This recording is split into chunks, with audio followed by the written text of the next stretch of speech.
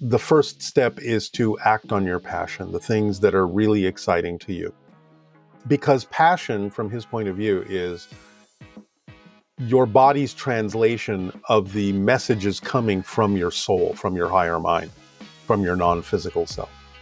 And that's how we translate those messages in this sensation we call passion, excitement, creativity, and love. And it's your soul telling you, look, this is you. Act on this next. This is the next stepping stone on your path. That's why you're so excited about it. That's why this opportunity comes with so much excitement in it.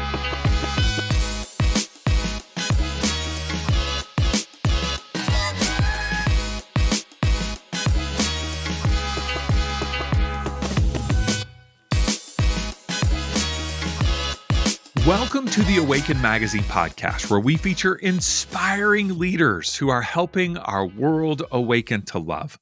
I'm your host, David Trotter, and today I'm excited to share with you an inspiring conversation with Darryl Anka. He has been channeling an entity known as Bashar for over 35 years. He's also an accomplished filmmaker, an author, and the owner of an escape room here in Southern California as well.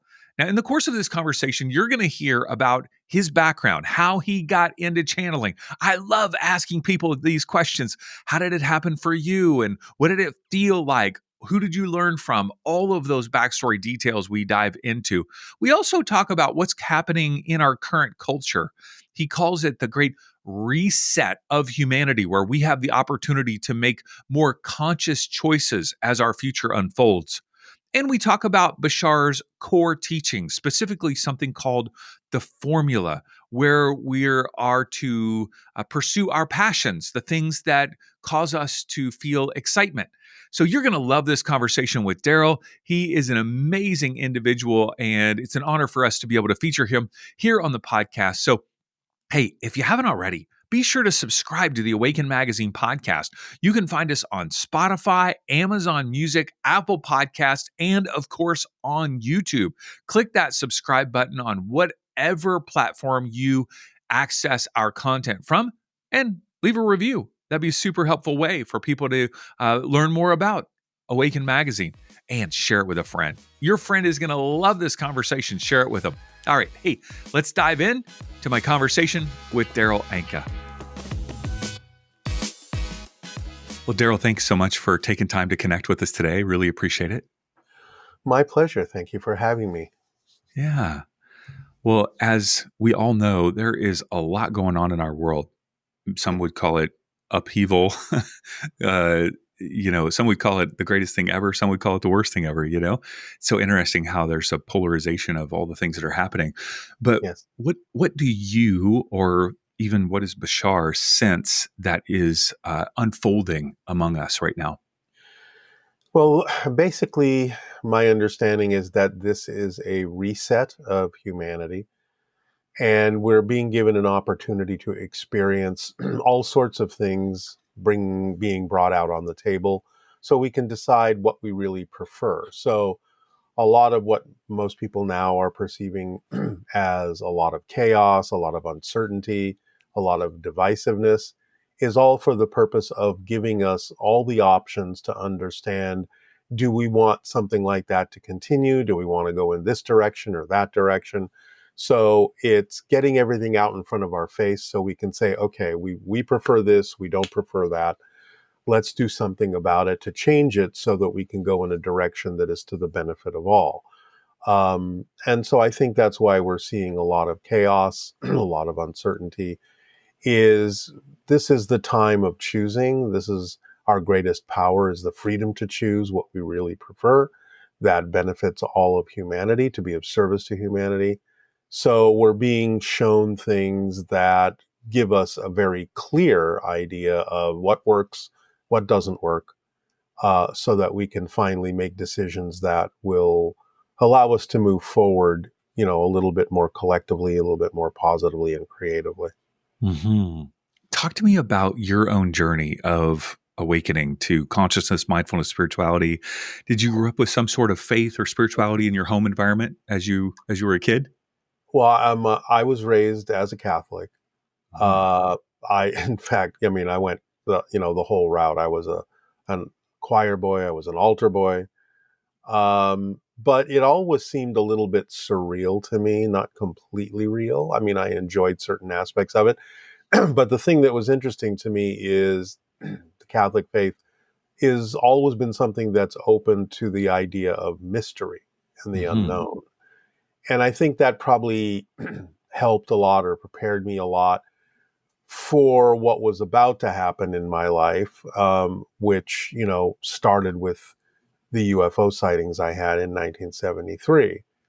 I'd always, heard about things like UFOs, but when you finally see something like that, it changes everything because you're told, well, these things don't really exist.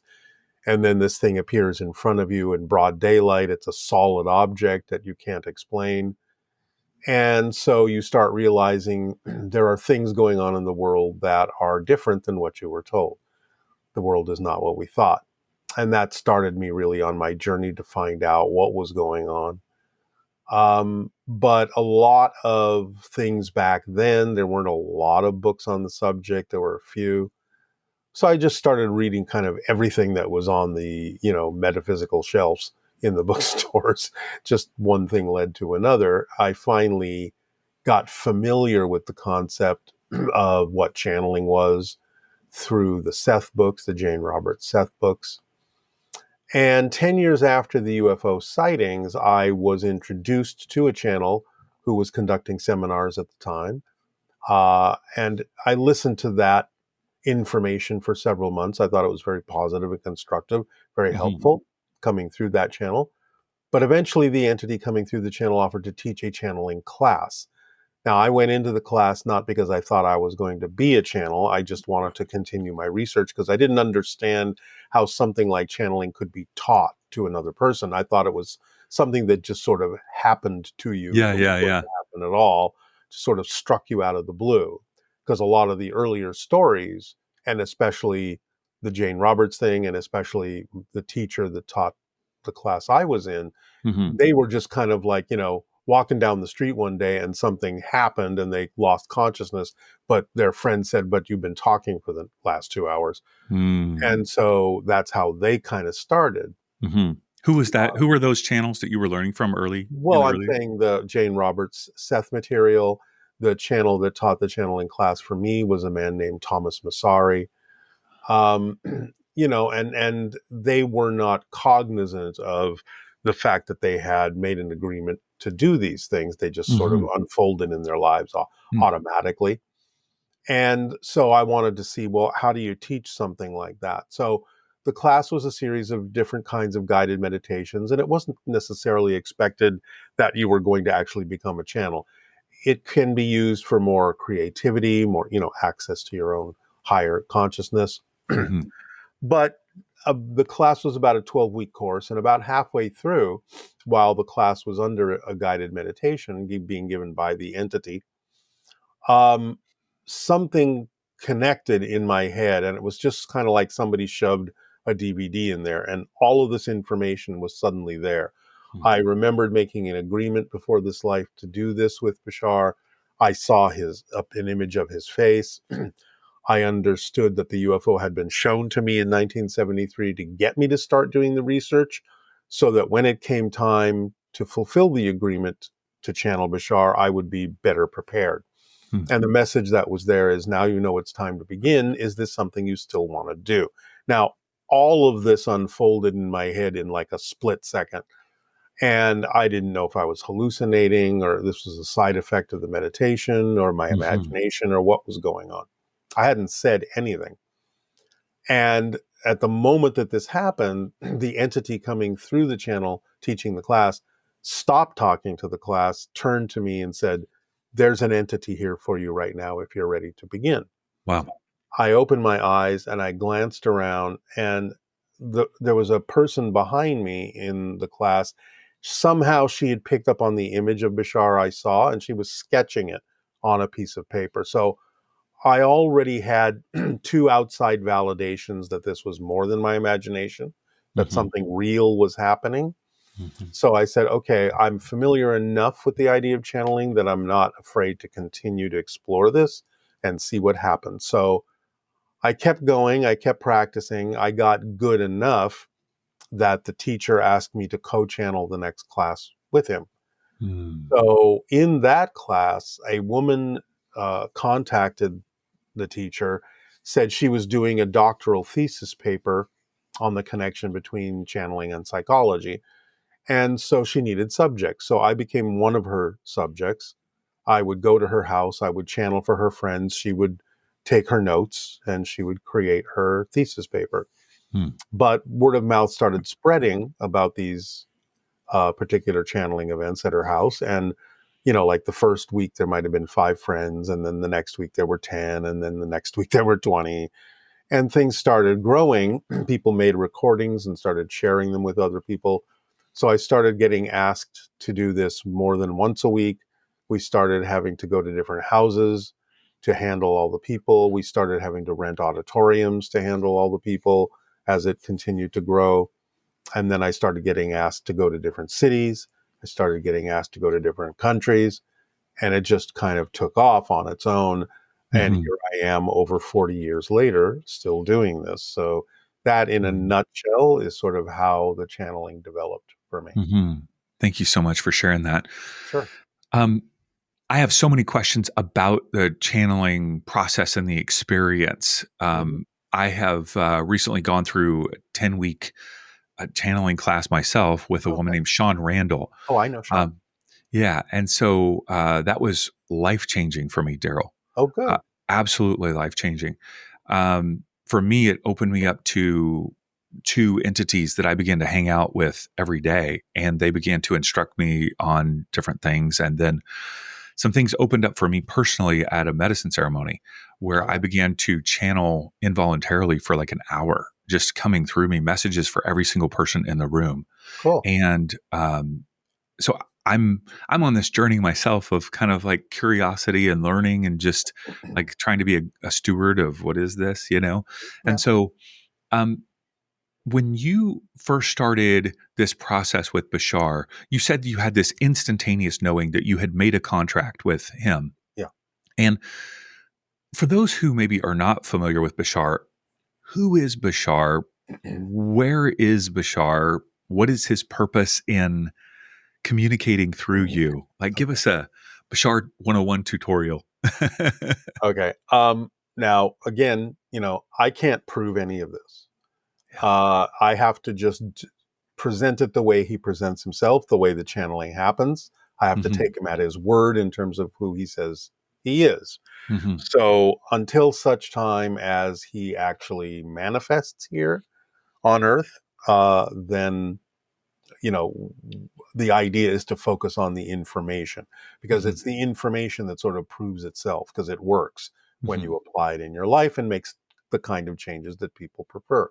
Hmm. However, Bashar does present himself as an extraterrestrial being, physical being. This is a telepathic connection that has happened, that I've been trained to alter my brain waves to a certain point, and he alters his brain waves to a certain point. Somewhere in the middle, we lock and vibrationally connect like two tuning forks. Hmm. So I act as a translation device for his thoughts. I'm functioning sort of like a telephone. But the idea is he does present himself as an extraterrestrial being. He's a hybrid being, what he calls a hybrid being. This is, from his point of view, the way that his society begins to initiate open contact with other civilizations. In his society, he is a first contact specialist. So he's one of the members of his society that initiates contact with other civilizations. And therefore, the dispensation of information is one of the ways in which they determine whether we're ready for open contact, ready to meet them physically and other alien species physically, by seeing what we do with the information he shares. They maintain arm's distance to make sure they're not interfering with our evolution, that they're not forcing themselves on us. Hmm. But at a certain point, if we absorb the information, if we apply the information that they're sharing, it starts to work for us. It starts to raise our vibrational level. It starts to make us more vibrationally compatible with the possibility of open contact, because obviously open contact would change everything about our society, and we have to be prepared for that. So they're very cautious.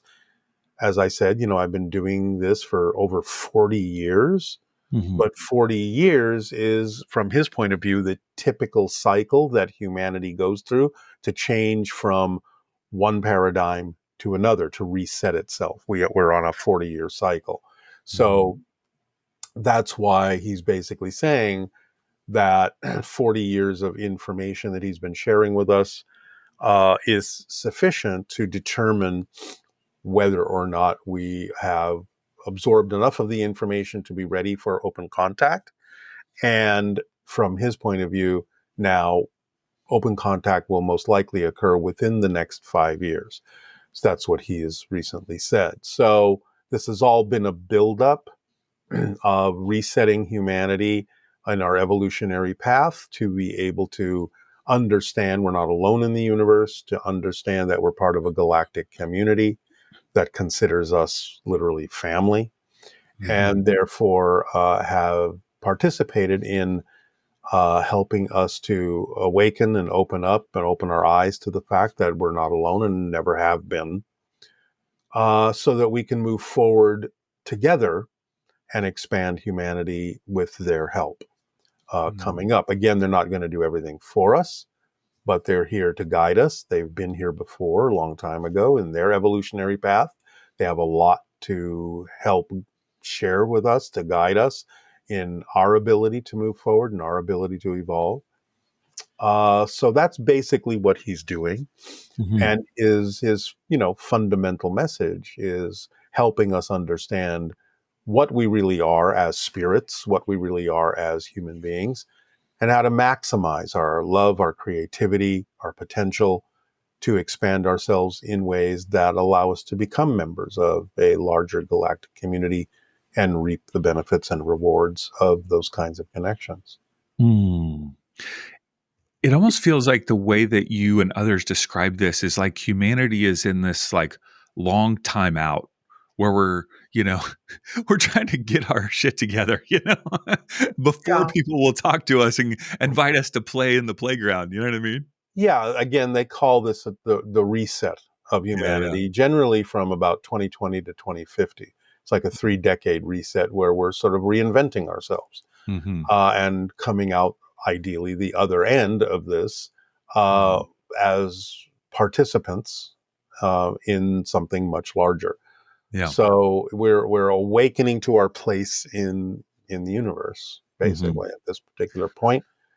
And they're helping us with that because they recognize that um, you know we're putting out the invitation by Yeah, yeah. recognizing that we're potentially not alone, and therefore they're answering that invitation and helping us along, kind of like our older siblings, so to speak. Hmm. Right, right. Talk to me about your personal relationship with Bashar. Do you have uh, conversation, connection, communion outside of the times when you're channeling, or is it more explicitly connected to the times of channeling? More often than not, it's during the channeling, but I have had for what I would call dream encounters with him that I know are not normal dreams. The connection is always there. There's not always information coming along that connecting link, but sometimes I can ask a question and get an answer from him.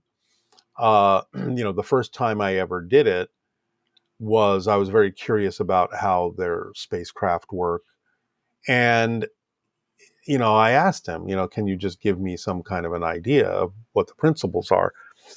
And I got this download that happened in like a split second, but it took me about 3 hours to write it all out. Well, So, this is how information is transferred telepathically. It's just suddenly all there. It takes time to unspool into our language.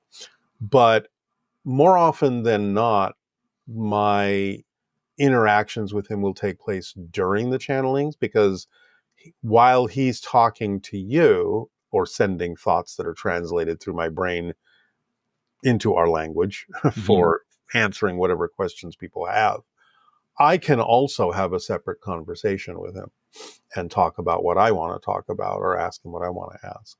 So it's a interesting sort of altered state Hmm. uh, in which we can communicate Hmm. independently. But more often than not, he's given us the information that allows me to guide myself, because that's the idea. Is I've learned how they function by being exposed to his energy coming through, and I've started applying the information in my life in such a way that it allows me to access what I need when I need to. Hmm. So I've learned to do that in much the same way that they are doing it. And therefore, I don't necessarily have to go running to him to get my answers anymore so much. He's always there if I need it, but it's more about letting me understand how I can access what I need on my own, because that's Hmm. really what he's here to teach all of us. How do we Hmm. access what we need on our own? Hmm. The ability to develop that sync, that connection that you described with your hands earlier, how has that changed from when you begin to channel versus now? Like, did it take you a while to kind of get into that zone? And how is it different Yeah, now these I days? mean, for the first couple of years, I wasn't used to the energy at all. And it had certain side effects. It made me feel sometimes like I was coming down with a flu, or I would have a very strong pain in the back of my neck. All these symptoms went away as soon as I started to actually do the channeling. But for the first couple of years, I would always get these bizarre symptoms, because a lot of it is getting used to the higher frequency that they represent and getting my nervous system used to handling that kind of energy. But after a couple of years, it started to actually sort of buoy me up and energize me. And Mhm, now it leaves me with much more energy, more balanced.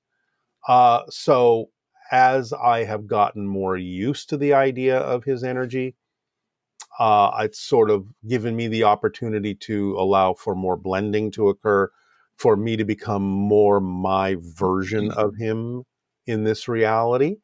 And as I upgrade my own vibration, then, the channeling has gotten easier and easier. And also, it allows more of his consciousness to come through, so mhm, that a lot of times there's not as much difference now between my personality and his personality, but there used to be quite a lot more difference in the beginning. It was really nothing like me at all in the beginning. And now I, in a sense, am a little bit more like him. Still have my own personality. It's still different from him, as anyone can tell when I actually do channel him. He definitely mhm, has his own distinct personality that is not me. mhm, And one of the things we did, we in the last few years, we made a documentary about mhm, my channeling called First Contact, mhm, and we wanted to see, what's actually happening in my brain when I channel. So I connected my head to an EEG machine, mhm, um, and we got a baseline of what my brain is doing when I'm my quote unquote normal self, and then letting me channel to see what's going on in the brain that might be different. mhm, And we discovered there are quite a few different things going on in the brain that are quite dramatic. And in some cases, according to neuroscience, not even possible, that happen when I actually go into the channeling state. So we have discovered it is a real altered state. And it mhm, is an altered state that anyone can get into. When people do what they love to do, when they're in that zone, they're not paying attention to the passage of time, so mhm, to speak. That's a channeling state. It's gamma in the brain between 40 and 100 cycles per second. mhm, And in that state, you can make more associations more quickly. You can synthesize information more efficiently. mhm, Certain things turn on and certain things turn off in the brain that allows the brain to function on a much higher level. Um, One of the things we discovered is that there's this thing called a set point, which is how you process information. And when you are growing up, you arrive at a certain set point in the way that your brain accesses information that theoretically is not supposed to change during the course of your lifetime once you have arrived at that set point, Hmm. except unless, you have like massive head trauma or something like that that can change it. Um, but what we found out is that when I start channeling, the set point changes in seconds, which is not supposed to be possible. Wow. It goes up. And the thing that's even weirder is not only does it go up when Bashar is quote unquote talking, it goes up even higher when he's listening, which means he is listening with every possible ounce of his intelligence that he possibly can, so that he's really picking up on what a person is saying and Yeah. sensing things from a different level. We also discovered that there are certain, areas of the brain that process a person's personality that allow you, in a sense, to be who you are. Well, Hmm. we discovered during the channeling that those centers of the brain switch off. So Mm. if my personality centers have switched off, who's talking? Yeah. So there's all these different things that we discovered to prove, scientifically, that the channeling state is a truly altered state. Hmm. And that, again, everyone does get into that state from time to time in their lives when they're just focused on what it is they love to do. They're in that flow, they're in that zone, and time seems to be non existent. So, that's what we wanted to do, is demystify the concept of channeling, take it out of the, woo woo arena, Yeah. and just show that this is one of the altered states that humans can achieve and do achieve quite often in their lives. So it was all very interesting. Hmm. I'm curious how you handled and still do handle the fascination with Bashar, that where I would assume at some point it felt good to have the ability to serve others and have this attention and connection. But then at some point you had to make a decision, and still do, of like, when do I choose to channel and when do I not? And like, is this like almost like people are like, okay, come on, do it, do it, do it, do it for us. You know what I mean? It has to Like, be a how did balance. you handle that? Yeah, it has to be a balance. I mean, I was doing, for several years, I was doing quite a lot of traveling and quite a lot of channeling. And in a sense, I was burning out a little bit. Hmm. So I learned very quickly that, you have to balance this. I have to have my own life. I have to have time to be myself and pursue the things that I'm interested in. Because also, if I don't do that, then I'm going to burn out and I'm not going to be any good for anyone. Hmm. Not going to be able to really continue to channel. So you have to get to a point where you realize that it's not only in service to other people, but it's also for the channel themselves to be able to ground themselves, balance themselves, apply the information in ways that works for them, so that you are then capable of having the ability and the energy to also channel and serve others as well. Hmm. So, again, it's really just about taking time for yourself, living Hmm. your life, and then when and where it's appropriate, having the energy, having the ability and the wherewithal to channel for others and bring information through that also helps others, which Hmm. is one of the more gratifying aspects of the channeling, is because people are constantly coming up to me and saying, I applied Bashar's information in this situation in my life, and it really made a big difference. And I'm, much happier now. And that's Yeah. very gratifying. And that's the reason I continue to do the channeling, is people say the information works. And that's what I was saying earlier, is it's not really Hmm. about whether you believe Bashar is real, whether he's an extraterrestrial, or whether I'm tapping into something that's a level of my own consciousness. It's an altered state. We've proven it's an altered state, demonstrated that. And the information that comes through has proven itself to be real, Hmm. in the sense that it does actually make a difference when you apply it in your life. Bashar explains how reality works, explains how energy works, very clearly. He gives us literally like an instruction manual for, this is how Hmm. you create the reality that you prefer. And by applying it in my own life, I know it works. And by, again, receiving the feedback from other people when they also apply it precisely, that it works in their lives, that to me is the only proof that's really important, is the information itself makes a difference. Sure, sure. I love that. Would you mind just sharing with us some of those basic principles of how Sure. reality works Mhm. from Bashar's perspective, just so people can get a taste of it? And obviously, we're going to link them to all your videos and websites and social media and so forth to get all of that information. Yeah, the fundamental principle that he talks about is what we refer to and what he refers to as the formula, which is a 5-step process, basically. And in a very, very brief nutshell, the first step is to act on your passion, the things that are really exciting to you. Because passion, from his point of view, is your body's translation of the messages coming from your soul, from your higher mind, from your non physical self. Hmm. And that's how we translate those messages in this sensation we call passion, excitement, creativity, and love. And it's your soul telling you, look, this is you. Act on this next. This is the next stepping stone on your path. That's why you're so excited about it. That's why this opportunity comes with so much excitement in it. So act on it physically to the best you possibly can, taking it as far as you can until you can take it no further or until the excitement wanes, Hmm. as long as you make sure that you're not the one killing the excitement with your beliefs, your fears, so on and so forth. So it has to wane naturally. And when it does, you look for the next thing that contains more passion, more excitement, even just a little bit more than anything else, even if it's an ordinary thing.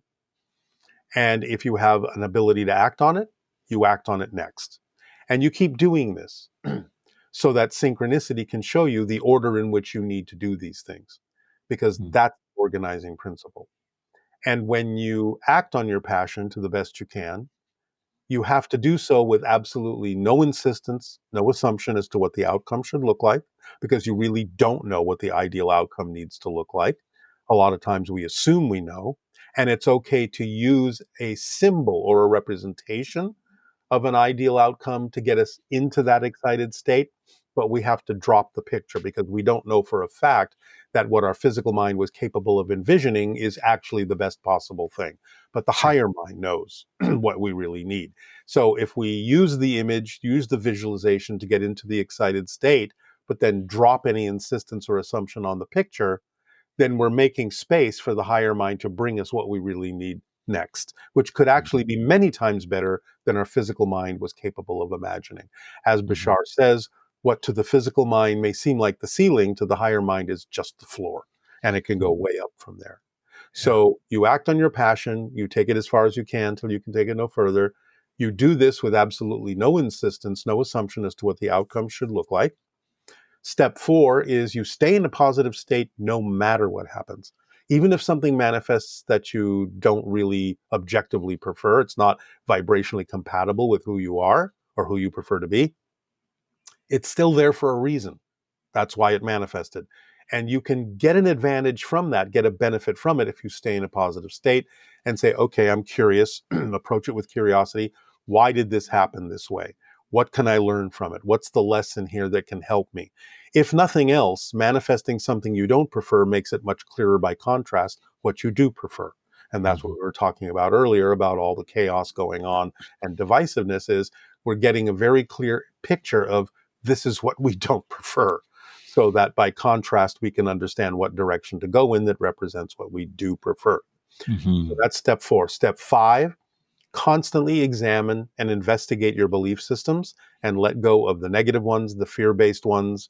Those are usually ones that are out of alignment with who you truly are, out of alignment with your core vibration. So, acting on your passion, taking it as far as you can, no insistence, no assumption, staying in a positive state, examining your beliefs and letting go of the negative ones is the 5 steps of what he calls the formula that literally functions like an instruction manual for how you live your best possible life. And Hmm. when you act on those 5 principles precisely, take those 5 steps precisely, all sorts of things start happening. Like I said, the magic of synchronicity opens up, becomes the path of least resistance in your life, the path that connects you to all sorts of things that are relevant for you. It supports you in whatever way, shape, or form you need to be supported.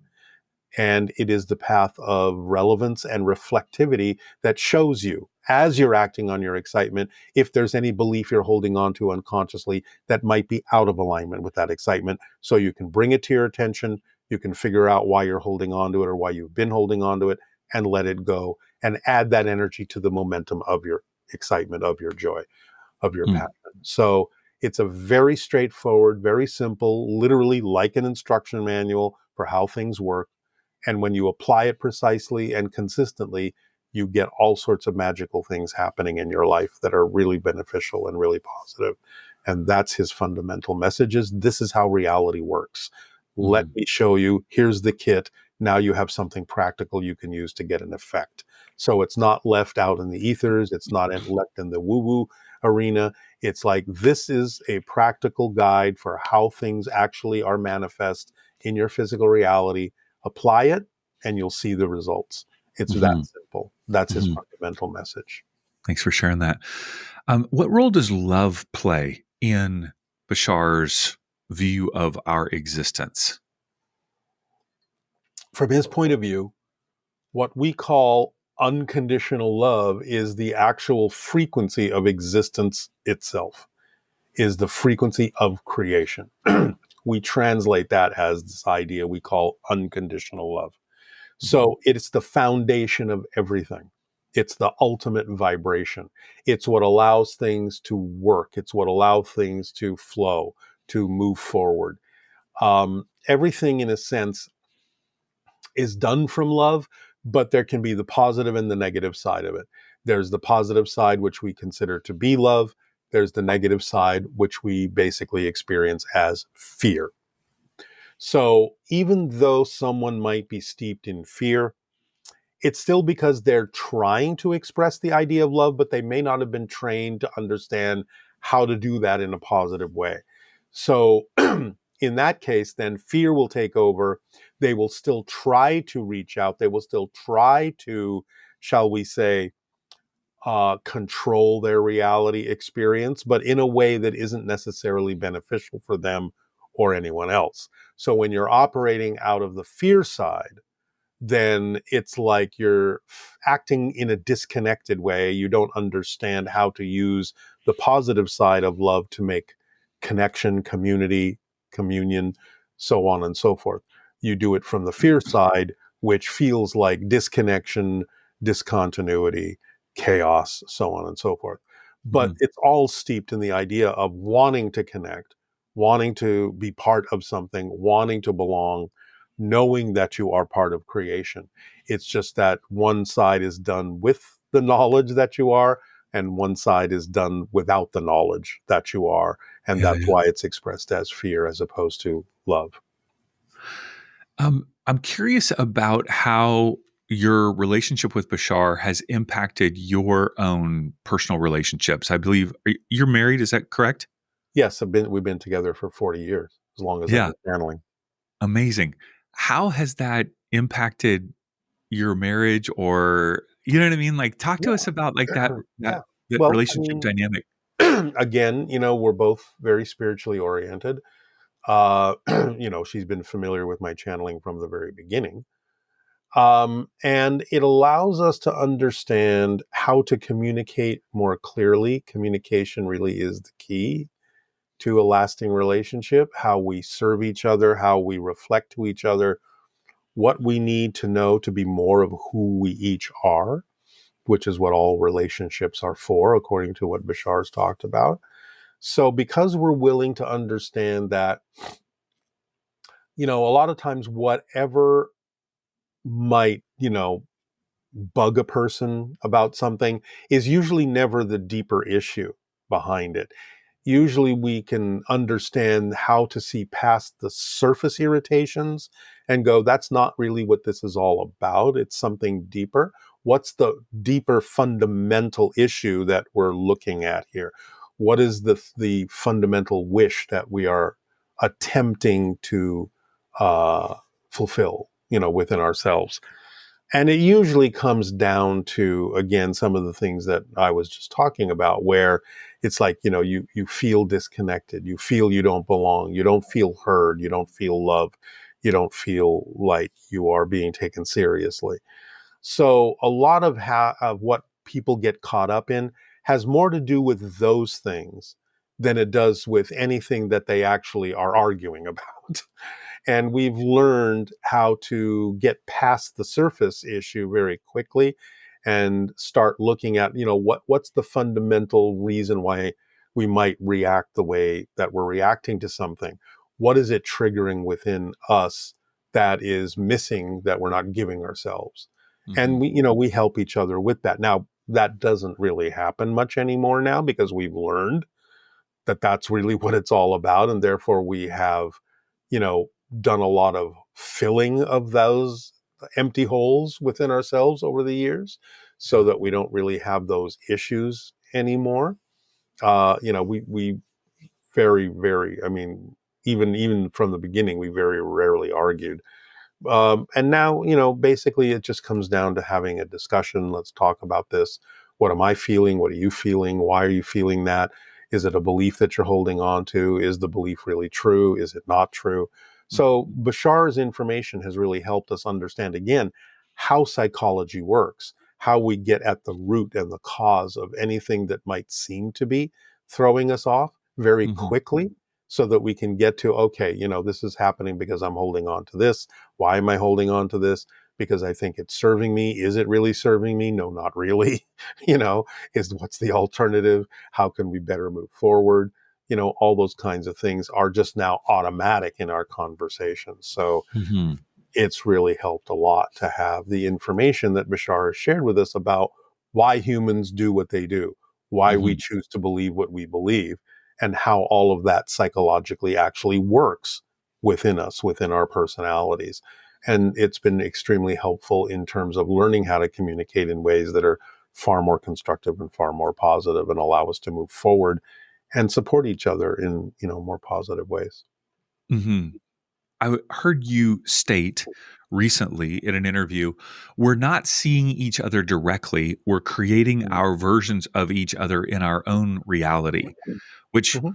I mean, that ties into marriage for sure, but also Yeah. all of humanity. I'll read it again. We're not Yeah. we're not seeing each other directly. We're creating our versions of each other in our own reality. Help us understand that more. Well, we have to understand first and foremost that we're not physical beings. We're non-physical beings. We're non-physical consciousness. All of this is a projection. So somewhere within our soul, we're creating this experience that we call physical reality.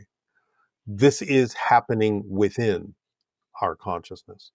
And therefore, what I represent myself as, what you represent yourself as, is a projection. It's a representation of the ideas, the beliefs, the themes that you're exploring. But I'm seeing my version of that.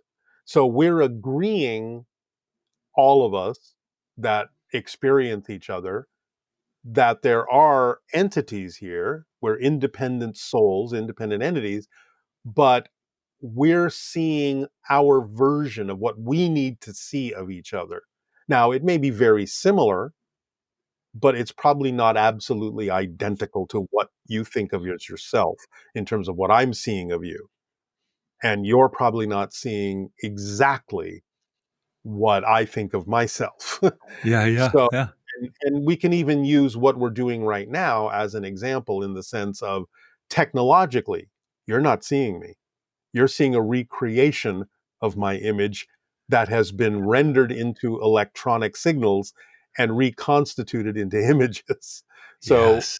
you don't really even know if the image you're looking at is the image that I am exactly looking at of Yeah, yeah. myself, and vice versa. So physical reality is sort of like this one step removed idea, because it's all happening within our consciousness. It's all happening within our souls.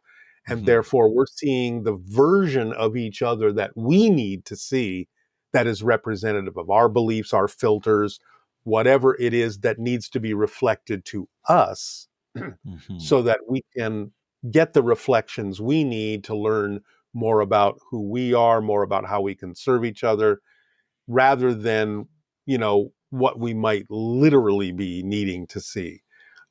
If we were able to perceive ourselves more directly, we would just see ourselves as energy. Mm. vibrational patterns of consciousness.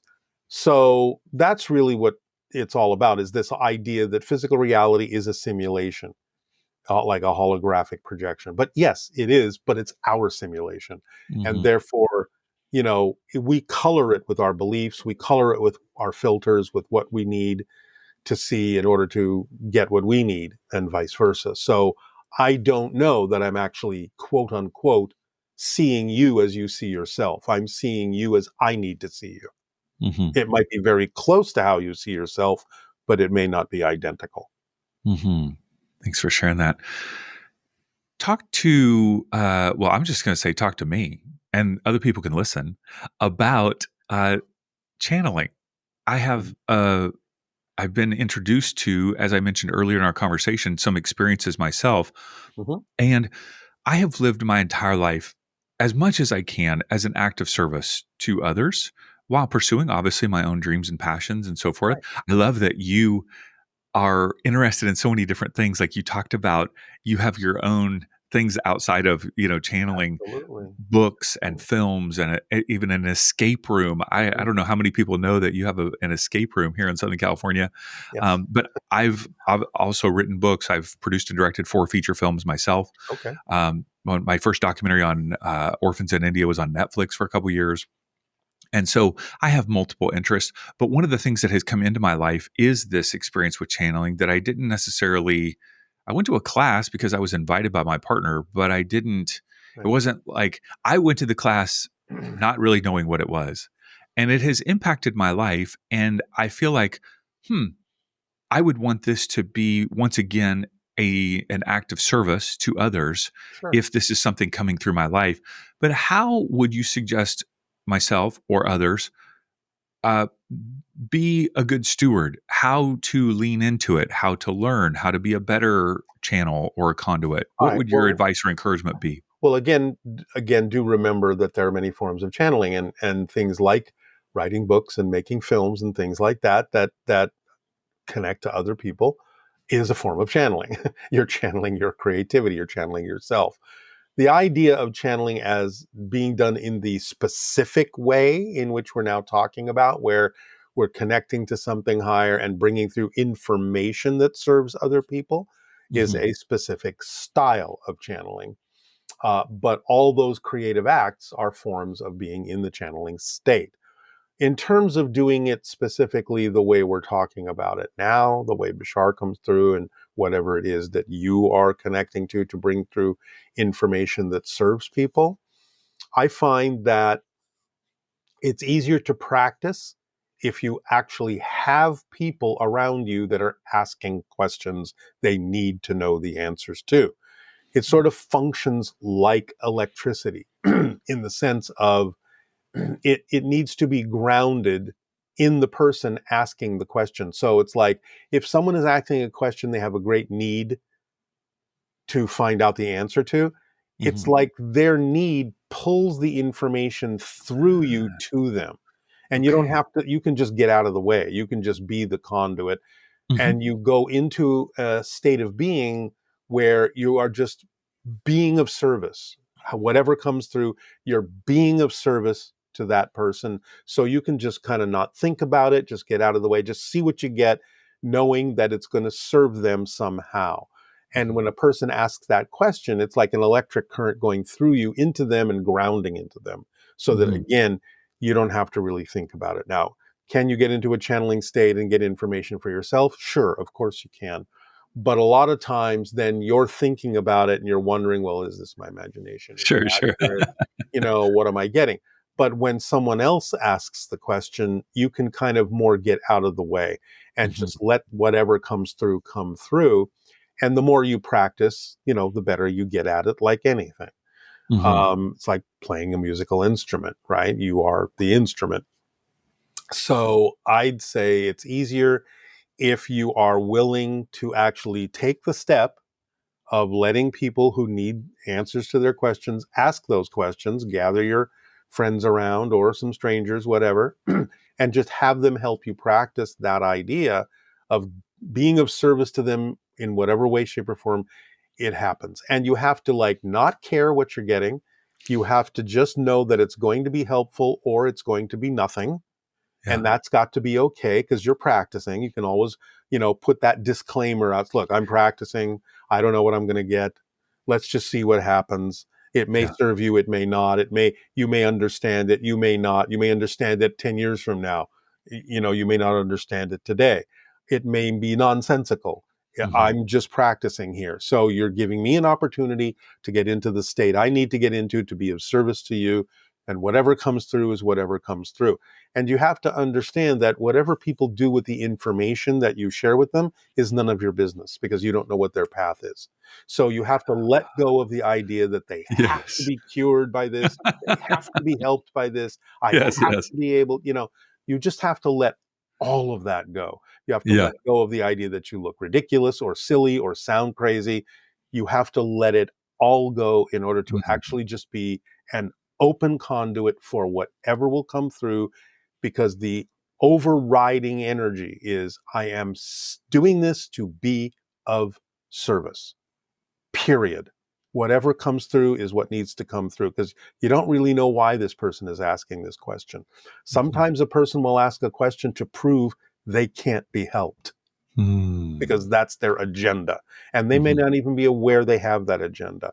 So sometimes if you don't get anything, that may be exactly what they were asking for, or you may find that it's simply not appropriate for that information to come through at that time, either for them at this time because they have something else to work out, or in a group sometimes it's not appropriate for information to come through if that Mhm. information should be done privately for that single person.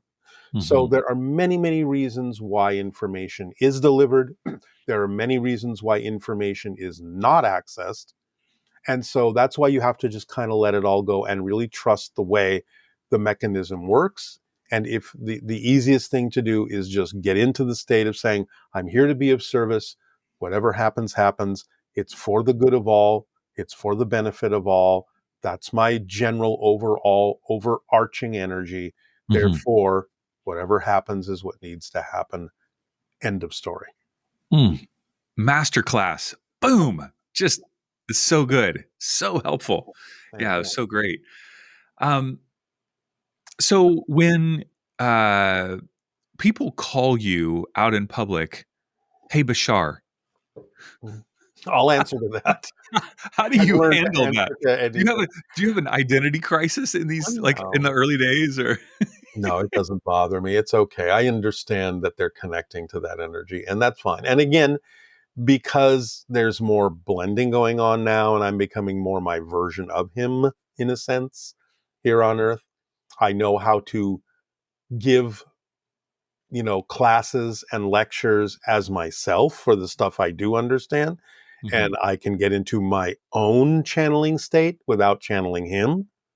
I can just get into that flow and I can just talk about this stuff for hours. So at this point, 40 years later, so it doesn't matter. The idea is the word Bashar is an Arabic word. It means messenger. So I'll respond to that. It doesn't matter. They don't, they can call me whatever they want to call me. So and it doesn't bother me. Do you personally watch others or listen to other channels? And if so, what are you most intrigued by? I have, but it's something I don't do often because the energy when another channel goes into the altered state, it's almost hypnotic, and I almost find myself I have to hold myself out of that state because it's very conducive to me going into that state as well. Um, and again, I am focused on the things that I am focused on in my life. I don't really have time to listen to my own recordings. I don't have a lot of time to listen to other people's recordings. Now and then, if it seems like it's something important, it'll my attention will be drawn to it. Bashar will turn my attention to it. But it's a rare thing, and I just assume everyone has their own idea of how they need to deliver this information to be of service. The only thing I ever say to anyone in terms of listening to any channel, including myself, is look, if the information works for you, it allows you to become self empowered and allows you to do things in a positive, constructive, loving, creative way, then use whatever works for you and leave the rest behind. If it's Mhm. something that's trying to control, something that insists on, you have to do it this way or it's not going to work or anything like that, or this is the only path and, things will go wrong if you don't do it my way, I would tend to say avoid all of that. Mhm. You get to decide what works for you and what doesn't work for you. Even in my own stuff, just don't worry about it. Everyone has their own path. Everyone has their own team of spirit guides and angelic beings and soul family that is helping to guide them. We're never alone. We're never left alone in that sense. We are left alone to be ourselves. We are helped to be ourselves. We're not intervened or interfered with, but nevertheless, we always have help and we always have a team. So everyone is fine. Everyone will be fine. Awesome. So Bashar.org, Mhm. is that the best place to start to connect with Bashar's teachings and principles, or what would you encourage people to start? Yeah, yeah. Bashar.org has a lot of the recordings that have already been done. We do a monthly event on Zoom every month, and all of the schedule will be there for what we do and the different subjects that Bashar talks about. And he answers a lot of questions during these monthly Zoom events.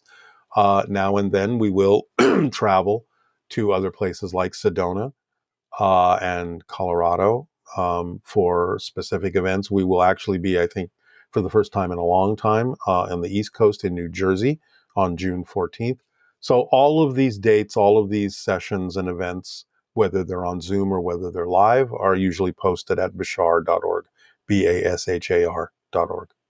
Great. I think Mandy and I are going to be at Sedona Ascension Retreat. I believe you'll be there Oh, as well. absolutely. So Yep. hopefully we'll be able to say hello for a few minutes there. I know you Sure. also have an escape room, boggledescaperooms.com. It's in Yes. Calabasas, California. For those who don't know, that's in the Los Angeles area.